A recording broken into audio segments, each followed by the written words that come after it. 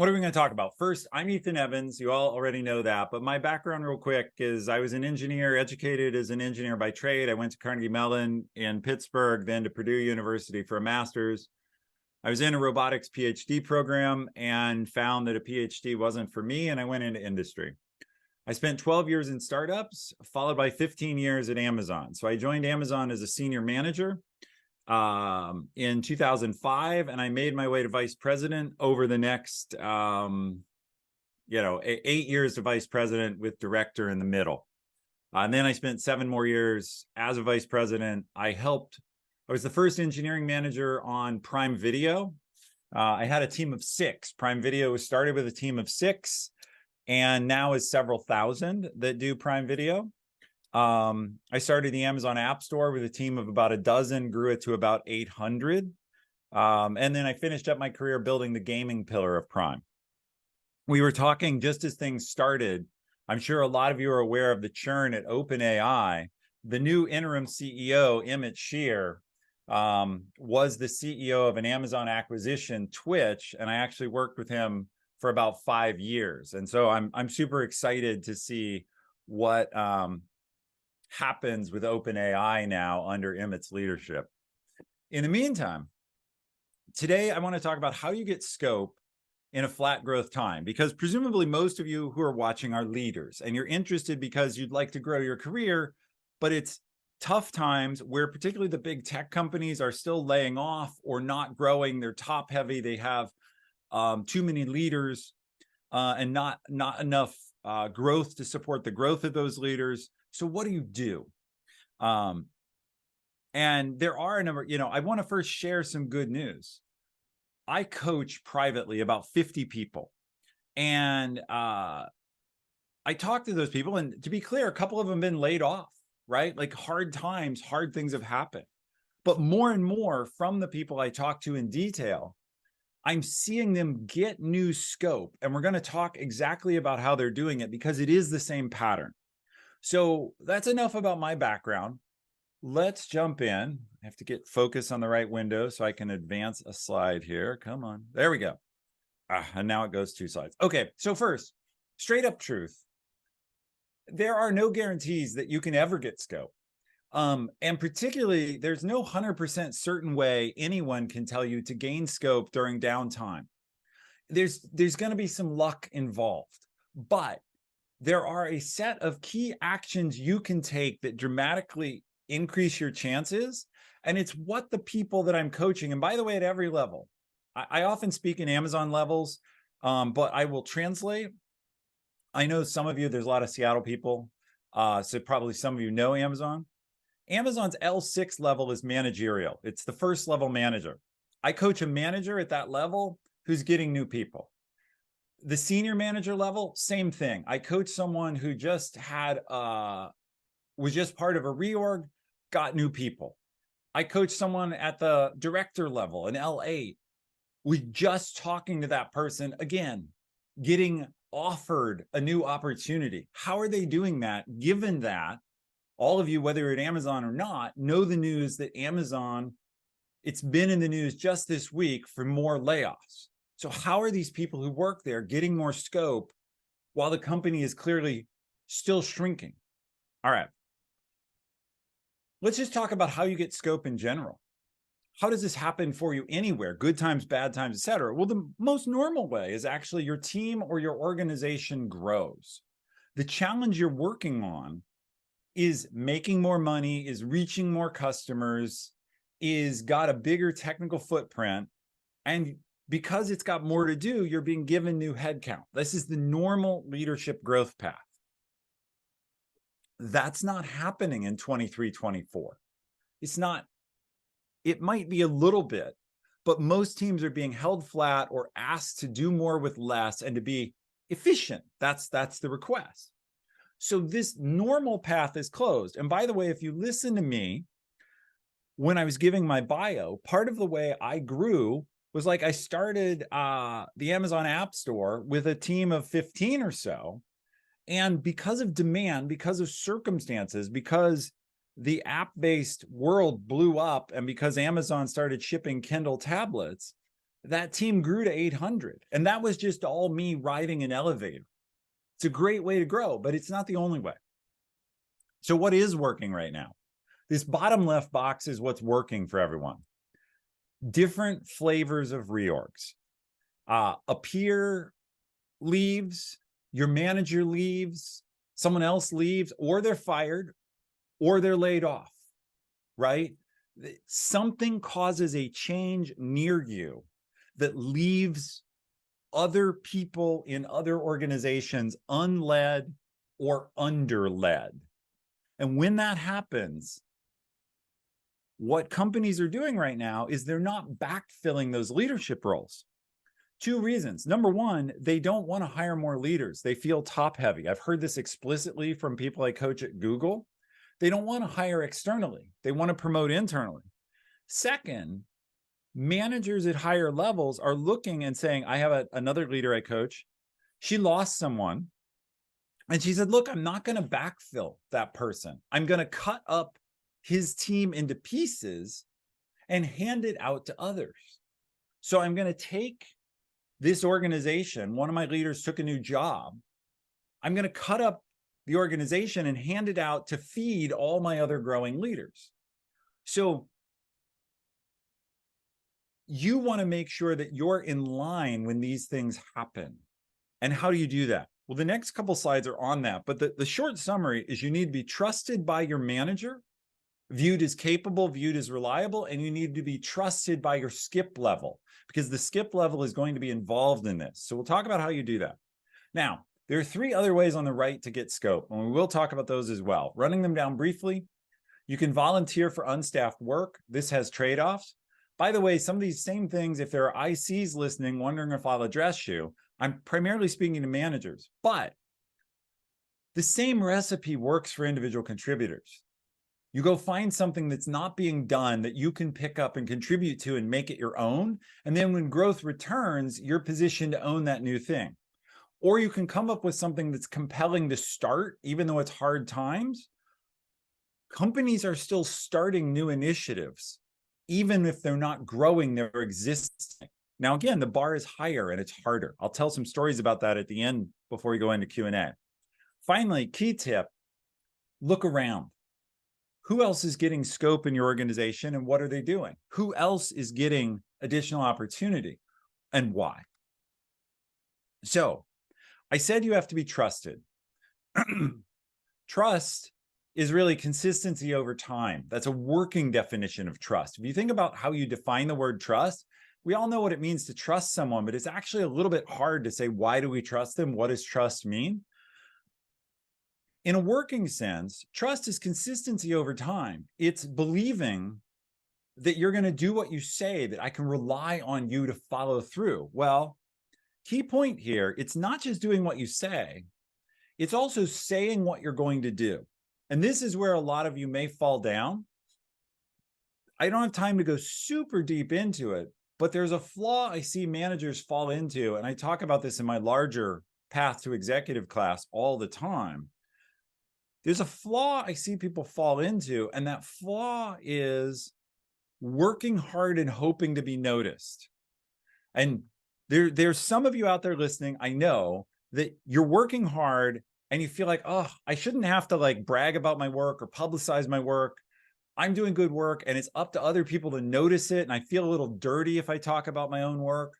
Well, work hard and hope to be noticed is not a sufficient plan.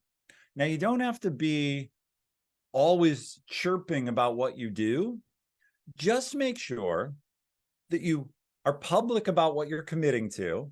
Then you do it. And then when you're done, you say, look, it's done. And you take credit, appropriate credit for it. You announce it. You don't have to be over the top, but you do have to do a little bit of work to let your skip know and high-level peers of your manager and peers of your skip be aware of what you're contributing, because when they get in a room and decide who to give the new prizes to, who to reallocate the organization to, this is half of it. Now, what's the other half? The other half is something I call the magic loop. And there's a link at the bottom of this. You can write it down. It's from Lenny's newsletter. Lenny Rashitsky has got the largest newsletter, we think, on Substack, about 500,000 subscribers. And Jason and I did an elaborate guest post explaining this idea of the magic loop. I'm going to take you through it quickly, verbally. And it's these 3 pictures starting on the left.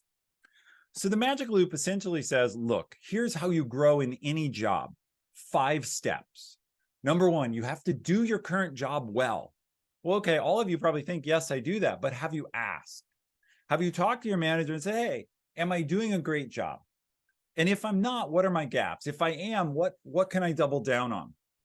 But here's the key. I'll turn it around so you understand. Many of you are managers today.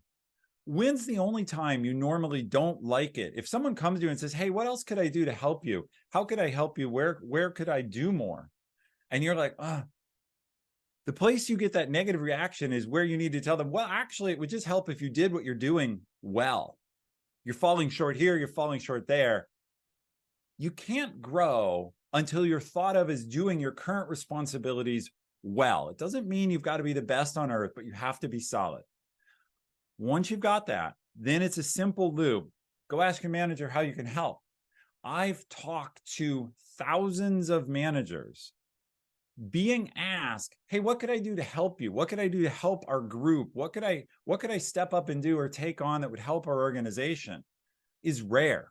Think about it yourself if you're a manager. How often do your team members really come to you and say, look, I know it's a tough time. I know we've had some layoffs or whatever. I know you're under pressure. What could I do to help? What could I do to help our team succeed?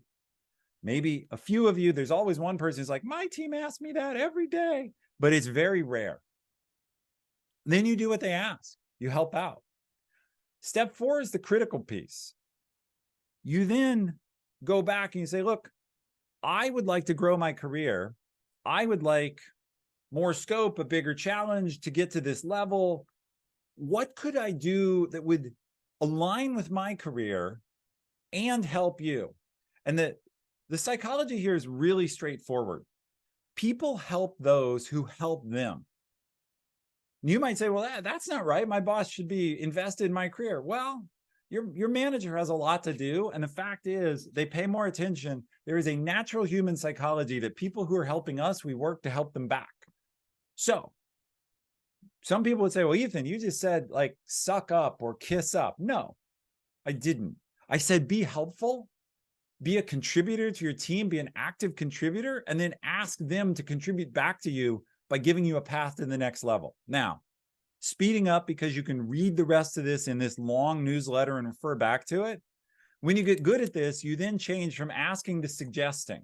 You become proactive and say, hey, manager, I noticed we aren't doing this and I thought I could help. Or I noticed this project is unowned or this person needs to be mentored or whatever it is. I was thinking I could do that. How do you feel? And then on the right hand, the most mature is once you and your manager are aligned and they really trust you, you just inform them and say, hey, I saw this wasn't done, so I did it. Any feedback? I saw this needed to be done, so I'm taking care of it. And that's what managers love. When they have someone that they can trust to see what needs to be done and do it, it's magical. So then what happens? When someone else gets fired, leaves, or whatever, they either think, well, I can take a risk on hiring someone new, or I can give it to Ethan, who's already doing everything so well and helping me so much. And that becomes an easy choice because you're the known high performer and hiring someone externally is a risk, or internally, hiring someone external to my team, that's a risk. I'd rather give it to someone I trust. This is the recipe and you can go read it. It's all in this newsletter. So people ask me, we have just 1 or 2 more slides. People often ask me, hey, Ethan, it's hard times. Should I transfer to a safe team to avoid getting laid off? Should I go to something low risk, core to the business, et cetera? Well, first thing I'll say is what is safe? If you look around, plenty of things that might be thought of as safe have turned out to not be safe. So I'm not a huge fan of this, but I do understand that some people will consider, how can I get in the core business that's going to be valued and is definitely going to remain? So like search at Google or you know, who knows, iPhone at Apple. These are things that are not going away. However, can you even move? Are there spots on that team? Are there good spots? If there are, consider it. It's fine. What about the other direction? What about transferring to a risky new opportunity during these times? Well, I think you should ask, can you afford the risk? And what I mean by that is, hey, there's risk in these teams. They're going to be the future growth opportunities if they succeed. But what if the team gets shut down? What if you get laid off? Can you stand that? Can you tolerate economically and mentally if it goes wrong? If you can, always take more risk. If you're up for it, because taking risk is how we stand out and make gains. But you got to be prepared. You've got to, be ready for the downside. The other thing to be aware of, if you transfer teams, whichever way you transfer, that usually resets trust building. So we talked about how trust is consistency over time. Well, if you change leaders, you're resetting the trust engine. That's fine. Just be aware of that cost, that you're going to have to re-earn that special status to some degree. And so the last bullet here says, get new scope up front. What that means is make sure you go, if you're being promised like, oh, come over to this team and we'll see about giving you an extra team, or come over here and there'll be a bigger opportunity in the future. Well, it's better always to get things settled up front to any degree you can. All right. So these are the specific ways to get trust. Now let's go through a few examples, just examples from my career. And it's 3 different categories. So the first one I call getting a Klingon promotion. When I began my career as a simple engineer, I got started into leadership because the product manager of the team above me was relieved of his duties. He wasn't fired, but they moved him aside and took me, someone who'd been at the company less than a year, equivalent to what you'd call an SDE 1, right? And gave me that leader's responsibilities. And I call it, if you know Star Trek, the Klingons, the way you got command of a ship was you killed the captain. So you took over by getting rid of the person in your way. Now, I didn't do anything to kill this guy or get him removed from his role, but why on earth did they give me the job? I was the person they trusted to do it. And he had lost that trust. Now, the specific reason in this case was I'm a thorny, pushy, loud, driven person, and he was a nice guy. Free tip, when I coach people and they pay me a lot of money, you would think I'd be really kind to them.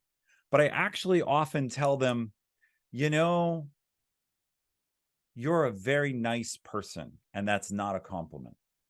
And what I mean by that is not that people should be rude or mean, but that sometimes you have to be forceful and focused to get things done. You have to be driven and you have to be willing to take risk and push others to step up.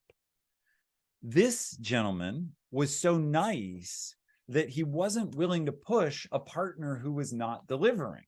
He was willing to chat with them. He was willing to understand them. He was willing to kindly ask them, but he wasn't really willing to say, what you're doing isn't good enough for our company. As a brash 24-year-old or so, I guess I might have just turned 25, I was totally willing to just look people in the face and say, this isn't good enough. This product sucks. I was actually just kind of rude because I wasn't polished. But that was better than what they were getting, which was no pressure. So one real thing that launched me on my career and into first being basically a TPM and then being a manager in my mid-20s. The key point for you to take away is, how can you be the person who's selected when there's a need? How can you be the person that leadership comes to? Because they could have obviously hired externally. They could have said, who can we hire externally? My God, we can't give it to this, crazy kid.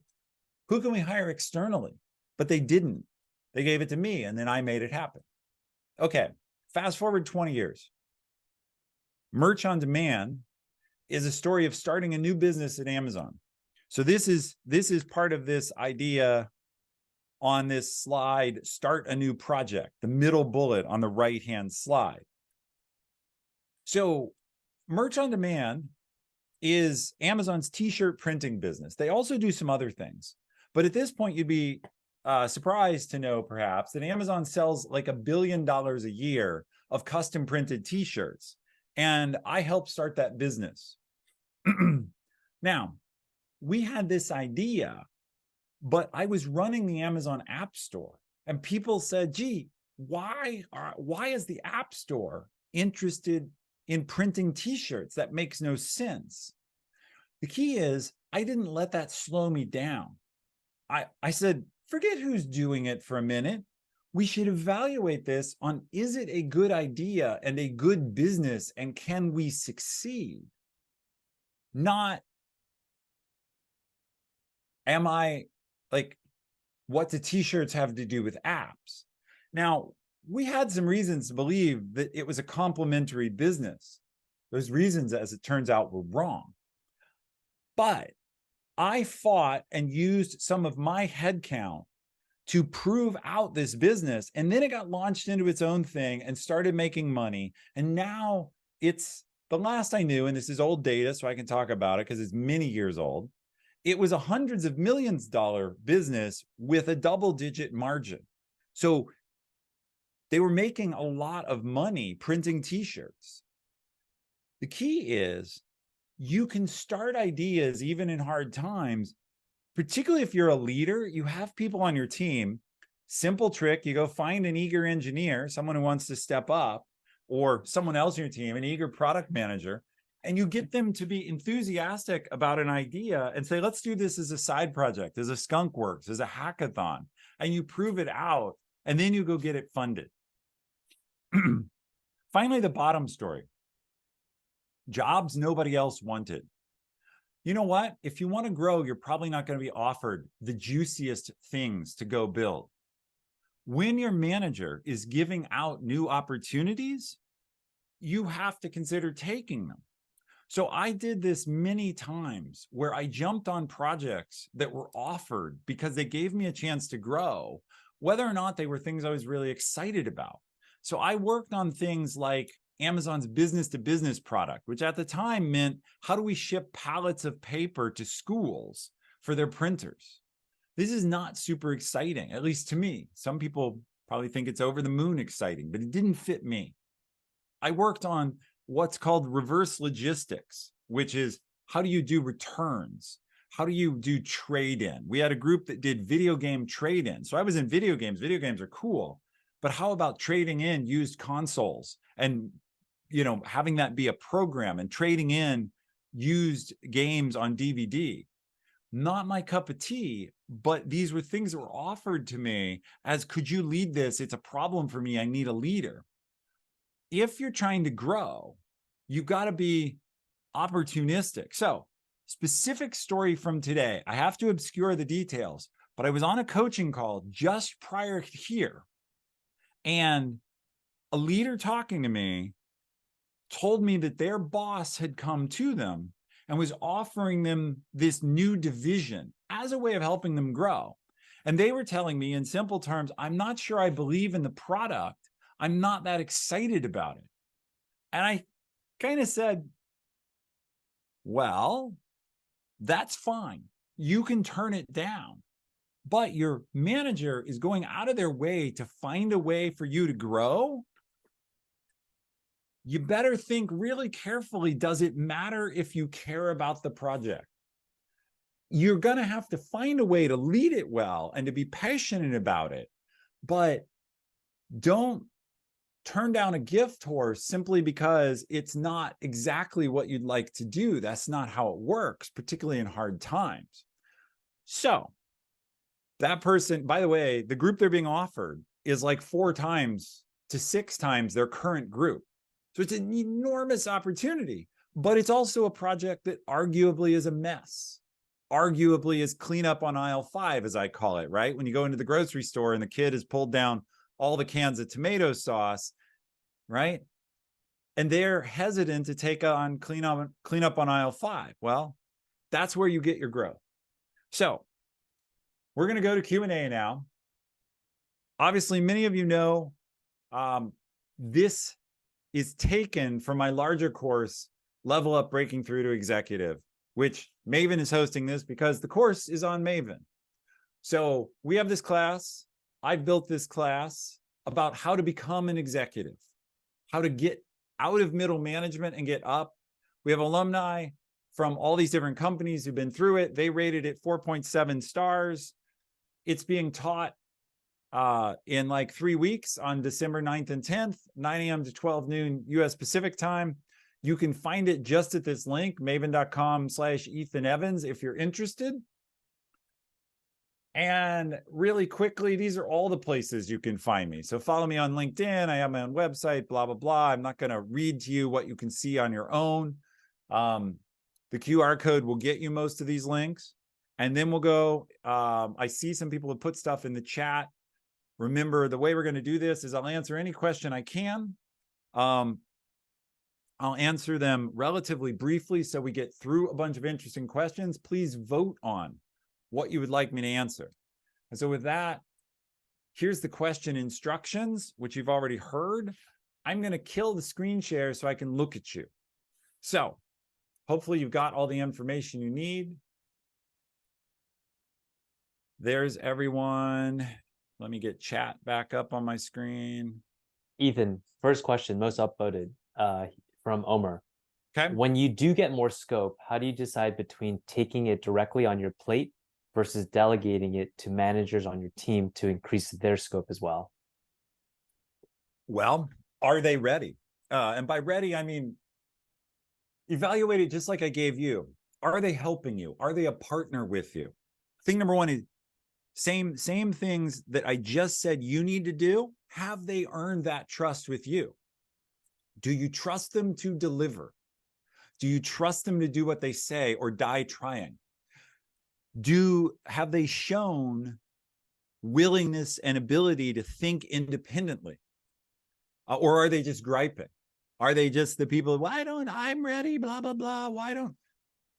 Are they a part of a positive process or are they just complaining? The second thing is, how critical is the initiative? So on the one hand, there's, do you trust these people? And then the other question is, what kind of shape is this thing in? Is this something they can handle that's a nice stretch challenge, or is this an ugly hairball? Is this something your boss is looking for a parking place for?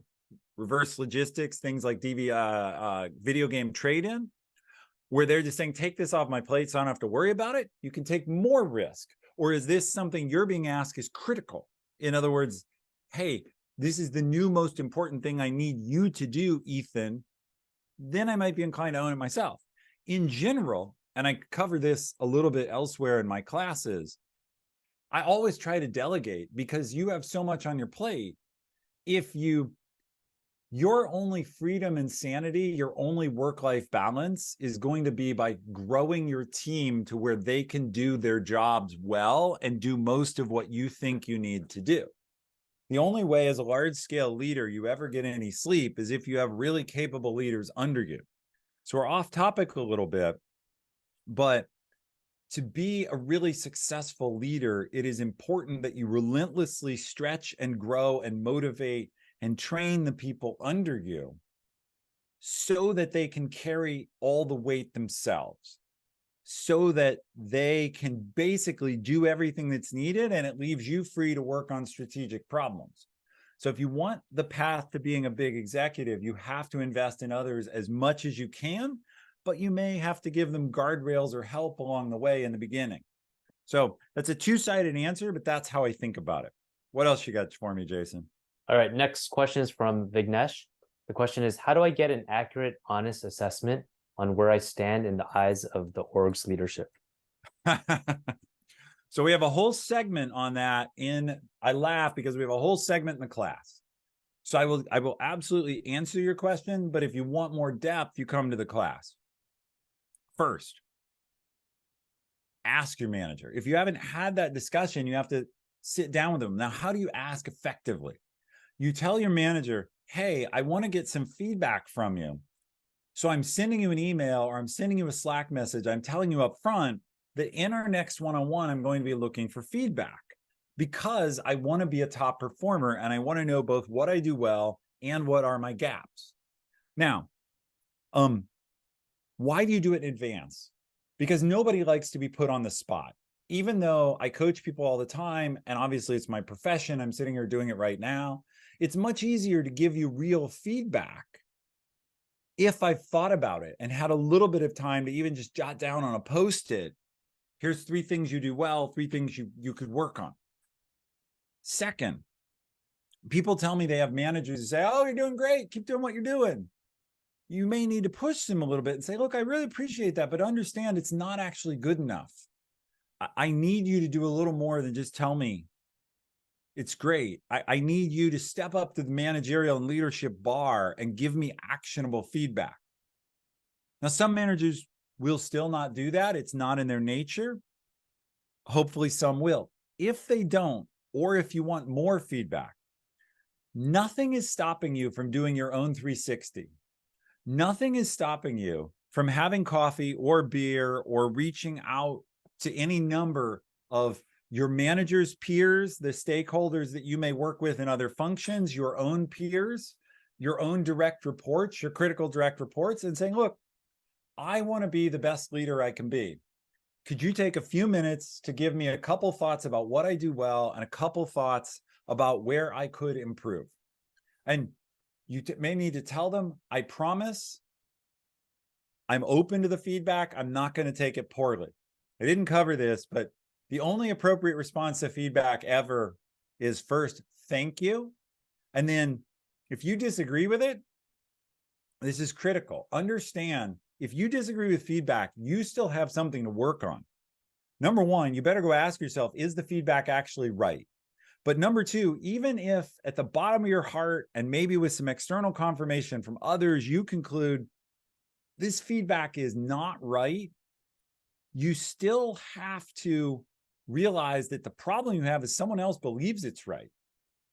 So if someone says, whatever, Ethan, you're not organized enough. You're disorganized when you communicate about projects. I may think, well, I don't know, I've made my whole damn living organizing and shipping products, but I still have a problem because for some reason this person believes that. So all feedback tells you something. It either tells you a real problem or it tells you a perception problem. And you can ask a lot of people. You just have to convince them. A quick story, and I'll end with this, is, somebody here has said perception is reality when it comes to feedback in the chat. That's exactly right. If I perceive it, it's true to me. So you have the problem that even if it's not true to you, it's true to me. I had someone, when I was working at Twitch, I had a high-level peer. We were on an airplane together, I think. Sit down beside me and say, oh, Ethan, I'd love for you to give me some feedback. How am I doing? Blah, blah, blah. I gave her a piece of feedback and she immediately began to argue with me. No, that's not true. Blah, blah, blah. You misunderstand. Blah, blah. What did I think? Put yourself in my shoes. Be that person. You try and give someone some feedback they've asked for and they immediately tell you how wrong you are. I made 2 conclusions, both of which were very bad for her. Conclusion number 1, she doesn't get it. Conclusion number 2, she also doesn't take feedback well. So she actually managed to lower herself 2 notches in my estimation by first not listening, and second, showing that she didn't know how to take feedback. As a mature leader, she didn't even understand the feedback. Now, that doesn't mean you have to agree with everyone. If you don't understand or you think you disagree, ask a question. Ask, can you give me an example? I'm not following you. Can you take me through an example of where you've seen that? Or if you don't have an example in mind right now, the next time you see it, could you point it out to me? Because I want to understand, but I'm not following it. That asking for clarification, honestly, totally legitimate. Just debating someone, that's not true. I never gave her feedback again, because why bother? Right? If you ask me for feedback and then you argue with me, I got better things to do. So if you argue, you just turn off the feedback faucet. Okay. So that was a great question. What else we got? All right, next question is from Amet. The question is, after layoffs, I've gotten back to a team size 2 years of my team 2 years ago. I can't grow anymore. I think it's time to change companies, but there's not enough open positions. What should I do? Well, I think it was Henry Ford who said, whether you think you can or you think you can't, you're right. You believe you're stuck. You believe you cannot grow, and you also believe that you cannot change. I wouldn't normally say the whole word on a big Zoom like this, but you're effed. You're effed because you put yourself in a box. So your first problem is your attitude. You're going to have to believe in something more. You're going to have to believe that you can either break out of the box you're in at your job, or that you can find a job. Now, I don't know your situation at your work. Maybe there isn't growth at your work, but I do know plenty of people are finding jobs externally. Is it harder? Absolutely. It's definitely harder. But I coach lots of people who've been laid off or who want to change jobs, and I have seen them get better jobs, not just equal jobs, better jobs. So I was coaching someone, I can't say where he's leaving, but he came to me and said, Ethan, I've secured 4 job offers. Let me see, I can't, was Google, Walmart, a startup, and something else. But he was in the situation. Oh, the last place ghosted him. So he had like 3.5 offers. So he was coming, by the way, again, I don't want to say too much, but he was coming from a company of no particular great reputation. It wasn't like he was leaving Apple, right? He was leaving a company that, let's just say, has been in the news for being mixed results. So it wasn't like he had this great platform. What did he do, though? He networked for the jobs. He was calling people he knew elsewhere and getting doors opened. Here's your tip, I guess, for the person who asked that. 80% of jobs at the leadership level go to someone who has at least some connection to the role.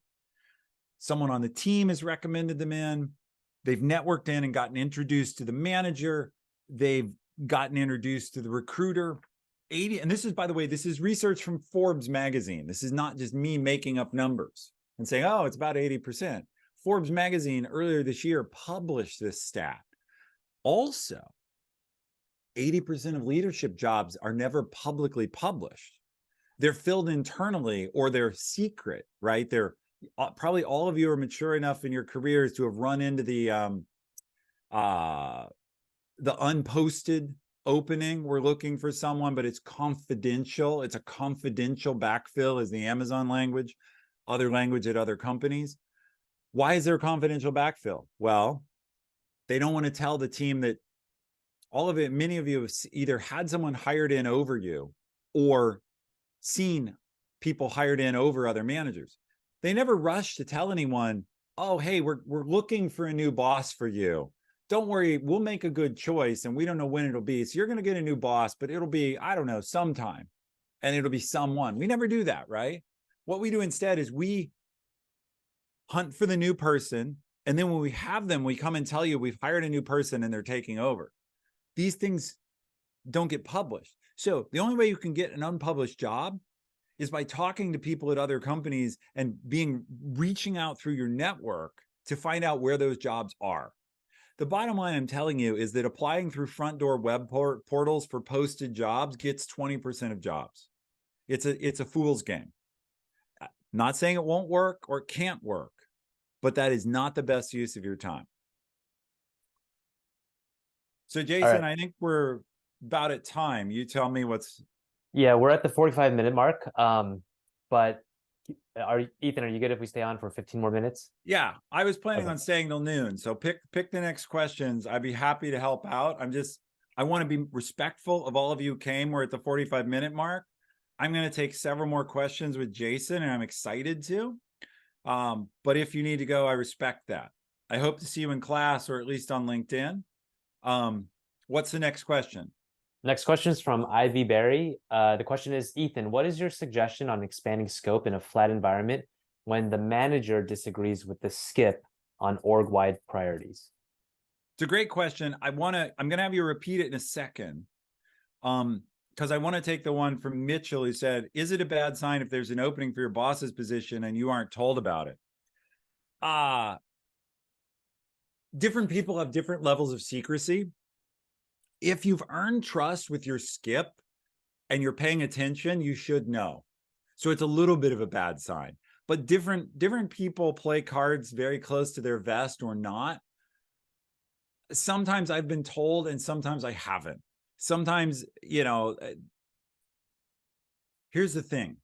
You don't tell anyone that you think may freak out. If I think you're mature and you'll handle it in a helpful way and you'll be like, great, let me know how I can help. I'll hold the fort until they get here. I'll tell you. If I think you're going to be like, oh, I don't know, maybe I should quit now. Like, what's going on? I won't tell you. So I will make selective decisions of who I tell based on how trusted they are. So now there's this question you ask about org-wide priorities.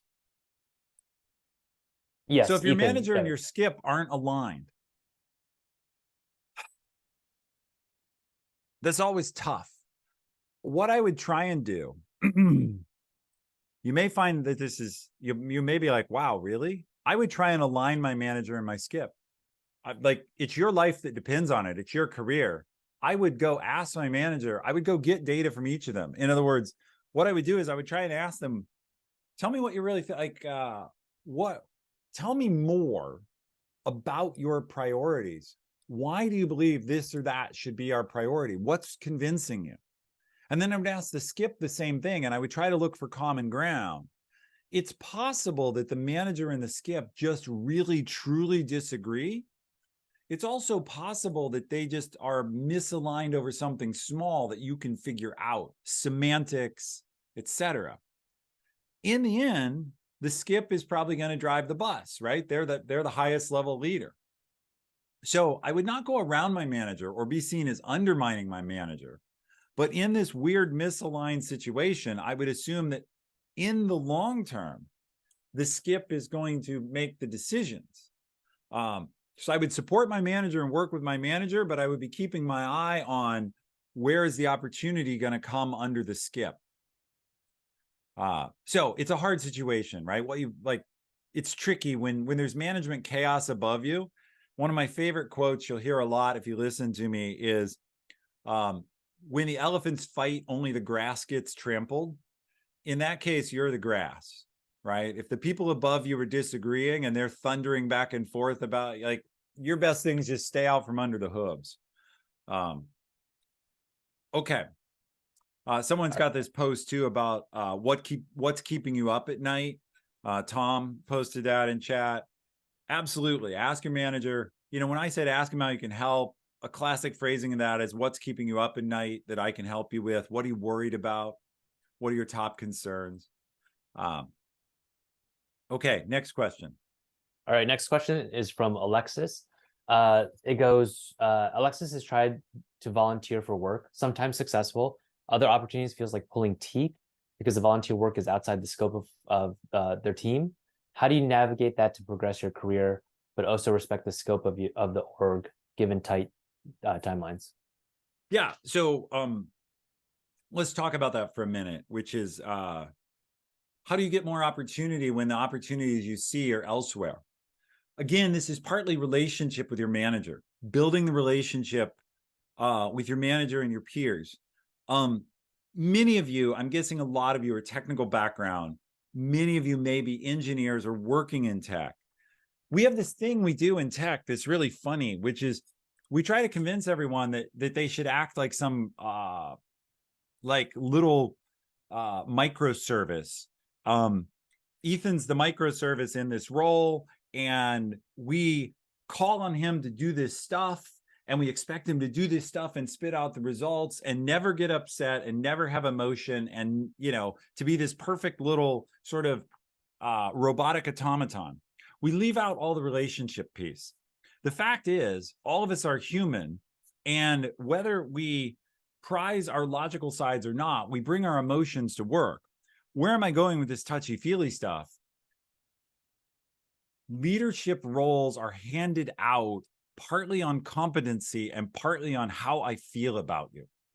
And I may not even admit that to myself. Remember, I can always rationalize who I choose based on arguing that they're the best choice on pure competencies. But realistically, I'm making a choice in part based on how do I feel about you. So where that goes here is build the relationship with your manager as well as with your manager's peers and your stakeholders, because this work that's quote unquote out of scope, probably I have the discretion to either let you do it or not let you do it. Example, going back to my story where I ran the Amazon App Store, which is about putting apps on phones and tablets, and I wanted to build a t-shirt printing business. That's insane. It's as out of scope as you can possibly get. But I had earned the trust with my leaders where I said, look, I'm going to take a small portion of my team and I think I can build a big business for Amazon here. It's a skunk works. Let me try. And they basically said, all right, you've got 800 people. You need 8 or 10 for this. We think it's wrong. We think you're shortchanging initiatives you should be working on in scope. But sure, go ahead. Relationship, trust. I pound away on those because, again, many of you are locked into this idea of, yeah, but I'm the best engineer. I'm the best product manager. I'm the smartest scientist. I'm the best ML engineer. I'm the best. I got best all day long, right? I got lots of people who are technically qualified or qualified in their positions, even if that's marketing, sales, legal. I don't want to exclude and only talk to technical people. I got lots of people who are talented. Then there's the people I trust, and trust goes beyond, are you good enough? It goes, how do we relate? Do I believe you have my back? Do I believe you'll come through when it's hard? Do I believe you're going to stay here or jump to the first offer that's $2 better at another company? Do we have a relationship? And I can, the higher the leader, the more they can do whatever the hell they want within reason, as long as it's not unethical, in allowing their teams. I was paid as a vice president to make Amazon profitable, to make money for the company. At the end of the day, as long as I do that, I have a lot of latitude how I do it, and I can let people do different jobs, different types of work. So that's a long story. What's the next question? Next question is from Jason. It goes, you mentioned nice being as a potential hindrance. What can you do to encourage those who are deemed nice to become more unreasonable, especially when your role requires leading through ambiguity? Okay, let's see. So, of course, I use this example because here I am telling people not to be nice. It sticks out in their head. What I really mean is having high standards and having the courage of your convictions and being willing to go through the work to influence people and be insistent.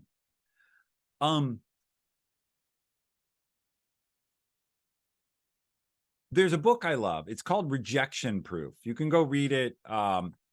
Easy to find on Amazon, on Audible, etc.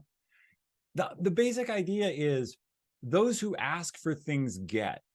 And if you consider whatever, right? Let's take for a minute my class.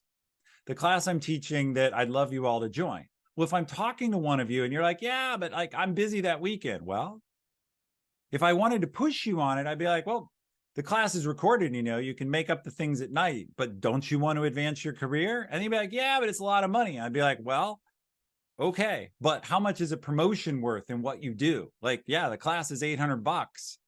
What are you going to get back? If it gets you to promotion in what you do, even 1 month earlier, what's your return on investment? I can go on and on. The point is, am I willing to push you through something? Now, you say that's too pushy. Okay, let's go the other way. if I was busy on this class and I really wanted one of you to take it, and I pull someone out that I'm watching, I have some of you here on my screen, and I love, for example, there's someone, Chris Aderetti, who's, I'm sure he's all wrapped up in a blanket now, right? He's waving, but he's like all nestled in. It's great. So if I wanted to convince Chris a different way I could do it, you don't have to do this, Chris. I'd be like, Chris, what is your hesitancy? Tell me honestly, what are you struggling with? Why, what's holding you back? And then I bring him in, and questions bring people in more. So the key here of how to not be nice is just it's okay not to take no for an answer. You don't have to stop being nice. You have to stop giving up. You have to understand that you have a goal and you need to be relentless towards that goal. And so the first thing I'm going to do is I'm going to ask you questions to make sure I understand you. And then I'm going to start, for lack of a better word, arguing with you. Now I can argue nicely. I can say, have you considered? Have you thought about? Right? And then I can wait 2 days and come back the next day and be like, oh, Chris, it's good to follow up with you. What are you thinking today? And will I ever convince Chris? Oh, he's nodding. You get somebody nodding. See, that's subconscious. Once they're saying yes, you get them saying more things. But you just keep pushing. So that isn't super specific advice in a way, but the point is the way to get things done is you do have to be somewhat relentless. Fun tip, by the way, if you didn't know this, if you go to relentless.com, there's probably a few people here who know what www.relentless.com goes to. Answer, it's Jeff Bezos' original name for Amazon. He wanted to build, and it still goes to amazon.com. He wanted to build a company that was going to be relentless in its pursuit of excellence. He was just smart enough to realize it wasn't very consumer friendly and didn't work great from PR sense. But that was his leadership philosophy, is I don't have to win everything, but I just never quit. That's how you get what you want. And the problem with the nice person is they say, oh, that's a good excuse. You're late on your sprint this week. Oh, you can't give me these people? You can't promote me right now? Okay. And then they never ask again. They take no for an answer. As long as you take no for an answer, you're a really easy person for me to manage. I tell you what to do, you do it. It's great. But you won't move up as fast as the person who's a pain in my ass. Now, hopefully I'm a little bit better at drawing that out and seeing who's good, but do you want to count on your boss discerning that? There is a reason there's a saying, the squeaky wheel gets the grease. That saying is age old, and there's probably many other sayings in many other languages, but it's been true for time immemorial. And you have to be a little bit the squeaky wheel. It doesn't mean you have to become a jerk, but be comfortable with finding your inner unreasonableness. All right, let's go. All right, Ethan, this will likely be the last question. You mentioned the class that we have coming up. So I thought this was, and this one got a lot of votes in the chat. How would you describe the differences between a senior manager and director? What are the key traits? Absolutely. So the big difference is directors work across when I say across, I don't just mean they run a bigger organization.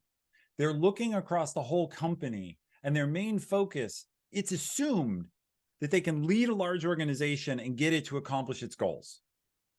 At the director level, your question is, how do I get my organization to do what the company needs? And so the big difference is you're looking up and out and trying to figure out how do I use my team as a resource to meet company goals? That is a perspective change, because it may mean that you actually sacrifice parts of your org's own desired roadmap for what's good for the larger company, because that's the right overall goal. Second, and we just don't expect that. At the management level, we don't expect people to have the perspective. It's great if they do, and some of you may, but we don't expect people to have the perspective. Well, I may need to miss my goals to help this other org hit their goals, right? As a director, you may need to look at your list of goals and say, these goals are good, but actually as a part of this larger thing, I'm going to miss a bunch of them. And yes, I'm going to get yelled at for that, but it's still the right thing to do. The second thing then is figuring out what should the company's goals be? What business is like? I was a director. I was probably a VP at that point. But when I created this t-shirt business, I did it against opposition. Remember, this is important. No one told me, go figure out how to make a new business. No one told me, oh, you should go fight for, like, I could have easily done nothing. I had the option to not do anything. And no one would have ever known. I could have said, I've got a pretty good idea for t-shirts, but my job is App Store. I'm going to keep my focus on App Store, and I'm going to do everything that's on my roadmap for App Store. We expect leaders at that level to be thinking about not what is convenient or easy, but what is valuable. And we love that when people at all levels do it, whatever level you're in today, senior manager or manager. But at the director level, it's an expectation. And if you're not showing signs that you're thinking outside the box and creating unexpected value, maybe this is the simplest summary. Up into the director level, we expect you to do your job really well and create all the value we expect from you. At director and up, we expect you to create the unexpected. We expect you to surprise us with your innovation, with your insight, with your disruption. Because whatever, there were 190 senior managers, assuming you're all senior managers, which I know you are. There are 190 people here at the peak. If you're not doing it, I have 189 other candidates for that job. So if you're not showing me the potential that you're going to create unexpected value beyond just working hard, beyond just doing your job really well, I got other people. I have a whole line. And there's only so many spots. So that's the difference. All right. So with that, thank you all. It's noon on the West Coast. I'm sure it's quite late, 8 or 9 over in the different countries in Europe. And of course, I appreciate all of you being up and being here. I hope you've had a good time. Obviously, I hope to see you in the class, but whether I do or not, I hope to see you on LinkedIn and in our newsletter. Thanks, Ethan. Thanks, everyone. All right. And the video recording will be sent out. So look for it. All right. All right. Bye. Cheers, everyone. See you later.